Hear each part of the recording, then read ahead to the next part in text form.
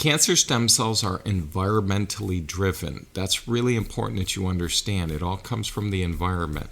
Most all cancer is caused by environmental factors arising from human behavior. Highly stressed cells can accelerate epigenetic DNA searches up to 1,000 times normal rate, and you'll understand what that means as we go into today's broadcast. And there is no such thing as being cancer-free permanently. If you make an environment today for cancer to develop, it will. And if you make an environment that will not support its development, then it will not. Do you need to be healed today? Do you want to be healed today? Do you want more energy? Do you want more vitality? You know, the type you had when you were younger. Do you want to feel better? Do you want to look better? Do you want to start living? I said living, not merely existing day by day. Do you want to live life with a passion and a purpose? And do you want to go deeper in your relationship with God? If the answer to any of these is yes, you are about to begin a journey that will change your life forever. Hi, I'm Dr. Keith Nemec. And I'm Lori Nemec, and we welcome you to Revolution New Medicine. Revolution New Medicine has been helping patients restore their health for over the past 40 years with our outpatient-inpatient treatment facility. Each time we meet, we will be covering a current topic of research in order to help you optimize your health. And now I want to say the most important thing that I will say today. Sweetheart, I love you so very, very, very, very, very, very much. Now, each time we're going to talk, I'm going to summarize kind of what we're going to be speaking about this day and then just summarize it again briefly at the end. So today we're talking about cancer stem cells. Cancer stem cells are environmentally driven. That's really important that you understand. It all comes from the environment. Most all cancer is caused by environmental factors arising from human behavior. Highly stressed cells can accelerate epigenetic DNA searches up to 1,000 times normal rate, and you'll understand what that means as we go into today's broadcast. And there is no such thing as being cancer-free permanently. If you make an environment today for cancer to develop, it will. And if you make an environment that will not support its development, then it will not. As Dr. Nemec was saying, we're going to be discussing how cancer stem cells are environmentally driven. Your cells are living community, and they work together following certain rules to keep the body healthy. But if the environment around this community becomes inflammatory or toxic, it triggers certain cells into survival mode. These cells are called cancer stem cells. They develop from normal stem cells when the environment becomes toxic. They have only one purpose: to create more cells to survive the negative environment they have been placed in. Conventional theory says that cancer develops due to DNA mutations, which are happening all the time, and that sometimes those genetic changes become cancerous. Those mutations appear during DNA replication when cells multiply. What this theory misses, with this focus on genetics, is the much stronger impact of epigenetics on cancer development. According to the National Cancer Institute, up to 10% of all cancers may be caused by inherited genetic changes. 10% at most, that's it. What are the other 90% caused by? They must be the result of genetic damage or epigenetic changes. Those are the only options that are left. If genetics are involved with cancer, which they obviously are. Published in a research article in the Annals of Agricultural and Environmental Medicine is stated 80 to 90% of the malignant tumors are caused by external environmental factors, carcinogens. Studies have proved that the main factors responsible for the development of malignant tumors among humans are environmental factors arising from human behavior. Interesting. Arising from human behavior?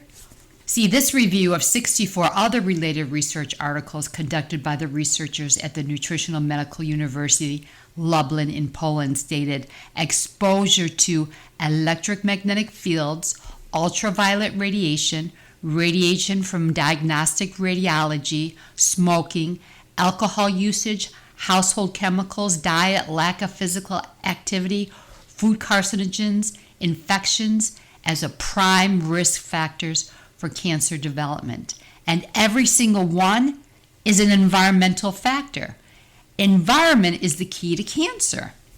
All right, so most cancer is caused by environmental factors, but the big thing we want to hit here is human behavior. What's human behavior? Well, that's what you do. That's what you do every day. So when we're looking at behavior, this means your perception, your beliefs, your attitude, your chosen pleasures in life. These are your behaviors that can make wrong food choices. It's your behavior that chooses not to exercise. And it's your behavior that chooses to go to bed late in the evening.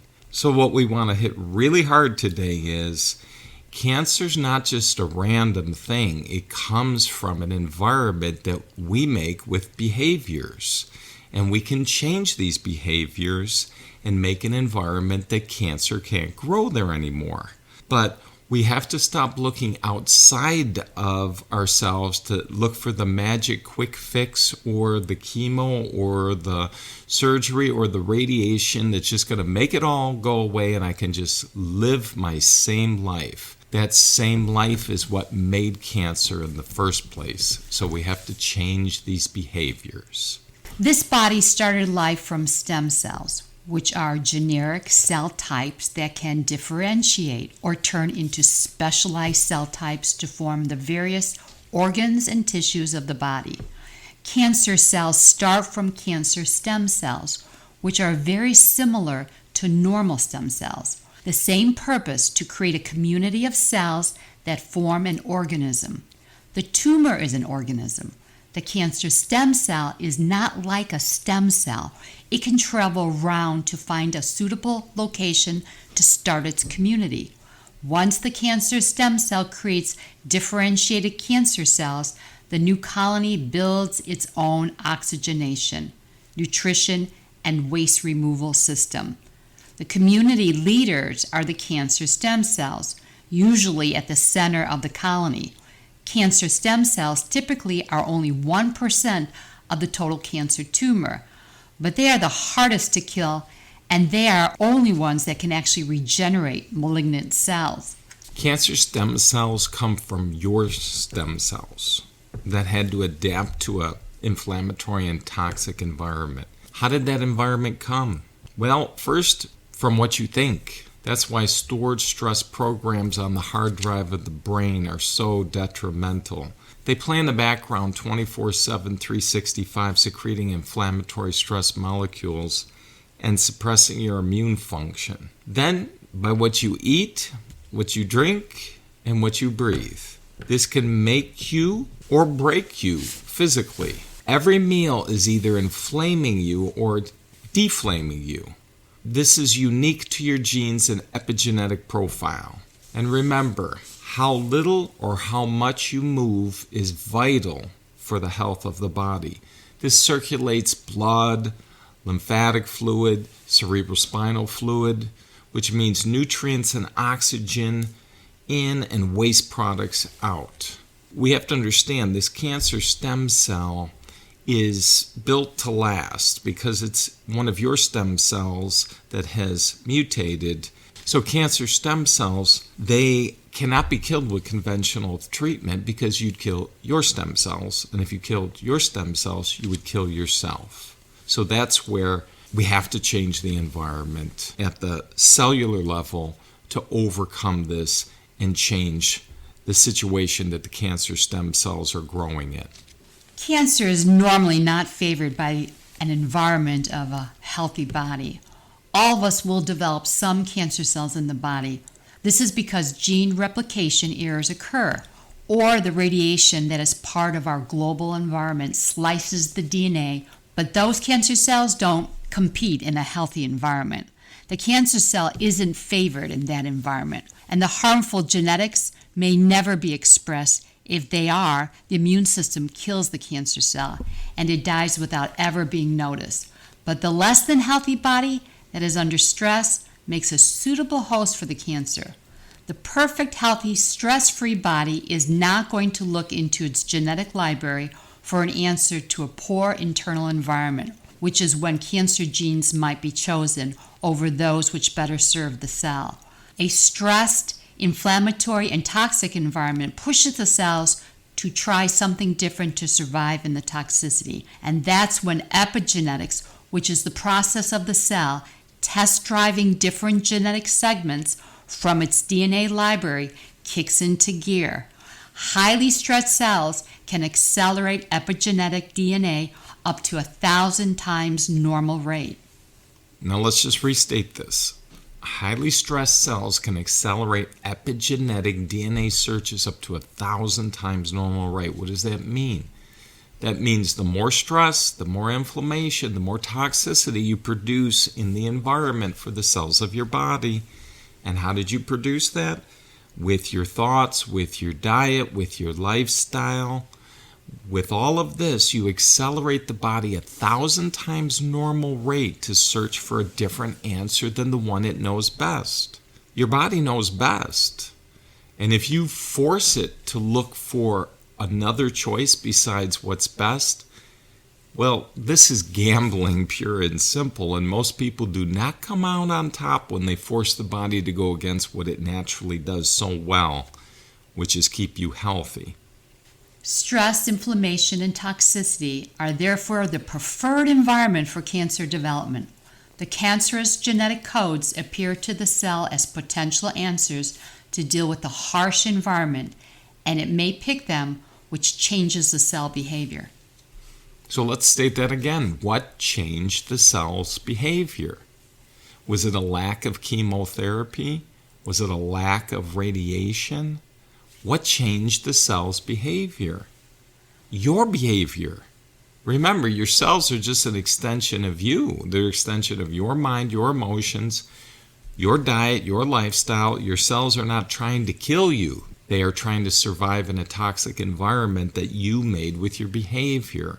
So you want to really understand this. In health and healing, any health challenge, it's your responsibility, not the doctor, not the drug, not the surgeon. They will help if that's necessary, but it's the environment that you're making moment by moment, which is going to make an environment that's either going to grow these cells, these cancer stem cells, or not grow them. Most conventional cancer treatments use chemicals, radiation, or surgery to attempt to destroy the cancer. Surgery does not usually stimulate the cancer further, but chemotherapy and radiation play right into the cancer stem cells' home turf. Cancer comes because of the harsh environment, and these therapies just make the environment harsher. So this is the situation. Conventional treatment cannot kill cancer stem cells, but it will kill the non-stem cancer cells that the cancer stem cell produce. So you will have temporary tumor shrinkage, but the same therapy stimulates cancer stem cells to become more aggressive and make second-generation non-stem cancer cells. Surgery assumes that all cancer stem cells are localized in the area of the original diagnosis. But studies have shown by the time you know you have cancer in one area of your body, you already have cancer stem cells migrated to multiple areas. In order for radiation and chemotherapy to kill 100% of the cancer, including every single cancer stem cell, it would most definitely kill the patient. Such a key point here. Such a key point. What we have to really go over is this situation. By the time you know you have cancer, they diagnose it, they see it on a scan, they do a biopsy. By the time you have cells that make a tumor that they can see on a scan, it has already migrated to multiple areas. These cancer stem cells are like seeds. very, very small seeds that spread throughout the body. So we have to get away from the old school that says, okay, it's just here, it's just in my breast, it's just in this 2 lymph nodes, it's nowhere else. All I have to do is remove my breast, remove those 2 lymph nodes, do chemotherapy, radiation, and I'm good to go. No, you're not good to go, because there's cancer stem cells, which are migratory, that have gone other places before you even knew you had cancer anywhere. So then, with that chemotherapy and radiation, they just make the cancer stem cells more aggressive, which makes second-generation non-stem cancer cells that are now chemo and radiation resistant. And if that wasn't bad enough, you didn't make the environment any better than when you were diagnosed in the first place, because you didn't get cancer because you were lacking those. You developed cancer because you made an environment with your behavior that made this happen. So we have to always look at health, not just how am I going to cut it out, radiate it out, and go on my merry way. Remember, your cancer stem cells are extensions of you. They're not a bacteria, they're not a virus, they're not a parasite. They're very, very smart. And they will find a way to survive and thrive.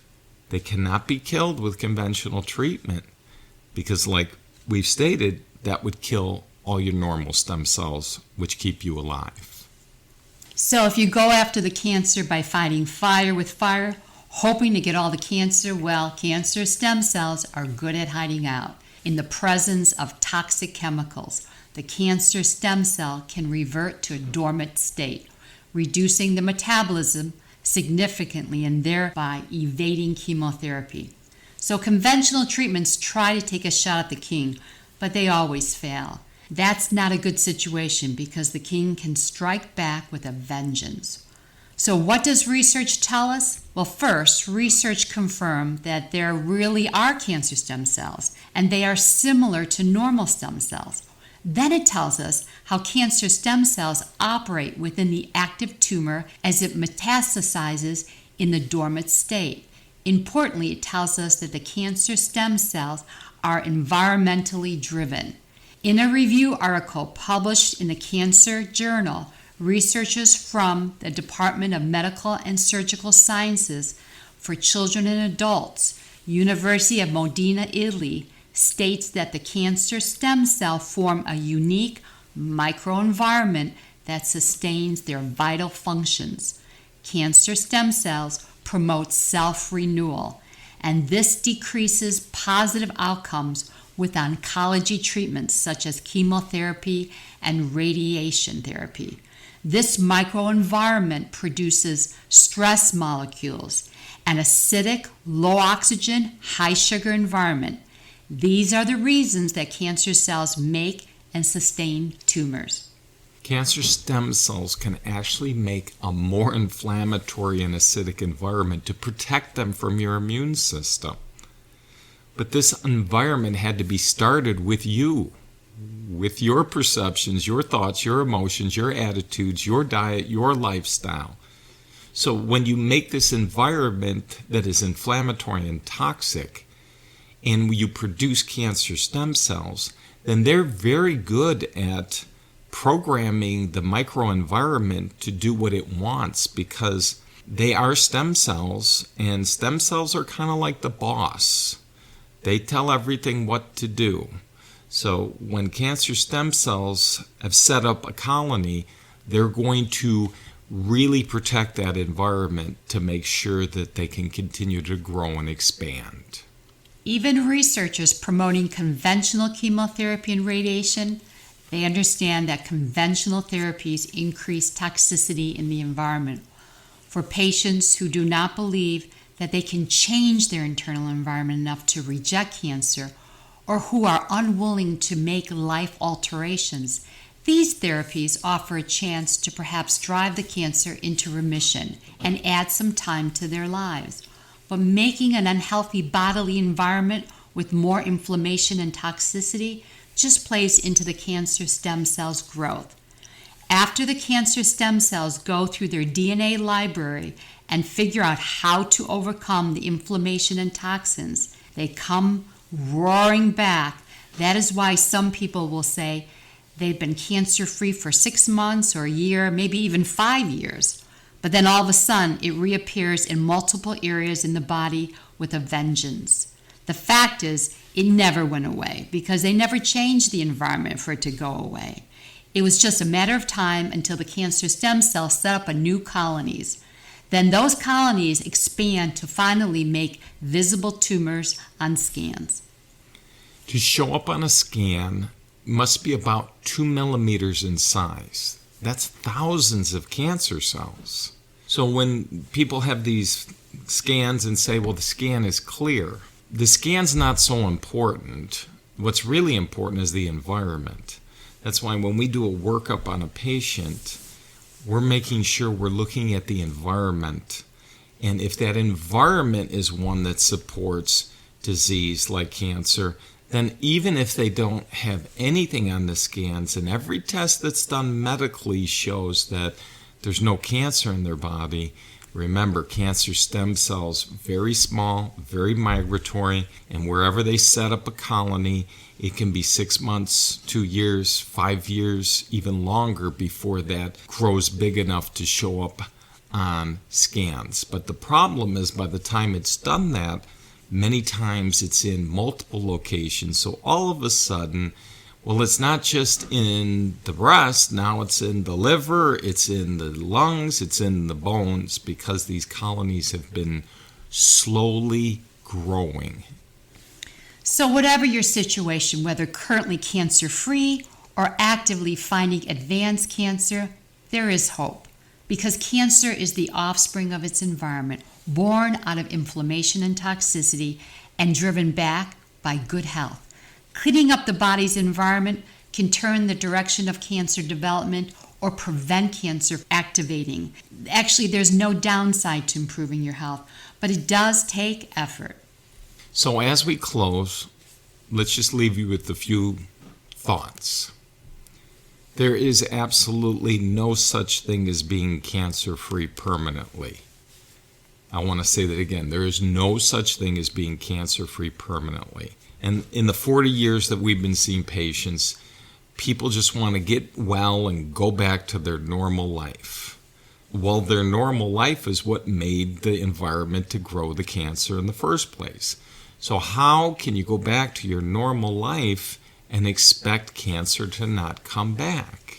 So if you make that environment today for cancer to develop, it will. And if you make that environment that will not support its development and growth, then it won't. And that's what we've done in our patient care programs, is to make sure we make that environment where it just can't grow there. So we're not hoping and wishing that it doesn't come back. We know that the environment will not support it. So that's why it's impossible to get rid of the root of cancer with toxic therapies and surgery. This will always be a short-term gain and a long-term loss. This is sometimes necessary. When you're in an emergency situation, the tumor is pressing on a gland or a duct or an organ that is life-threatening, and at times you have no choice to take the short-term gain, but you still must be working on the internal environment at the highest level of health at the same time. And that's why many patients, if they still want to do conventional treatment, they still do our treatment at the same time, because we're helping make the right environment for long-term health and healing, whereas the conventional treatment is making a toxic inflammatory environment to get rid of a current non-stem cancer cell tumor colony, but again, that won't last, that won't stay. The cancer stem cells will regroup and just make new chemo and radiation resistant non-stem cancer cell tumors and colonies.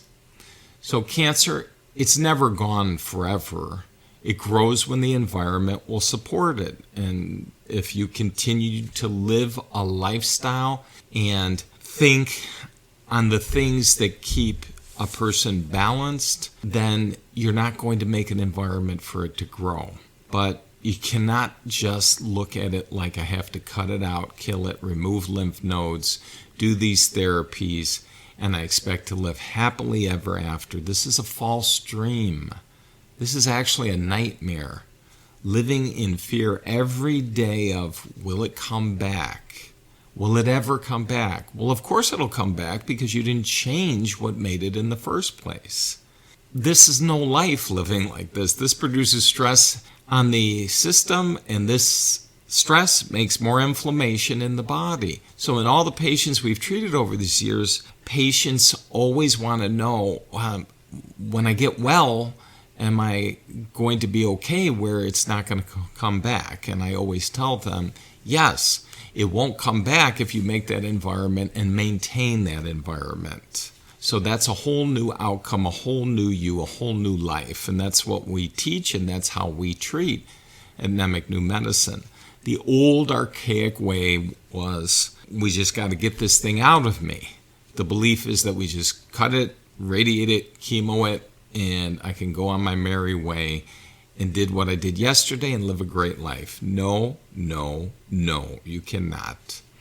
The life that you live is the life that made the environment for this cancer to start in the first place. And if you change that, and you must change that life to make a whole new life, and that whole new way of thinking, that whole new way of living. And this is the protocol that we have developed over these 40 years, our anemic new medicine protocol.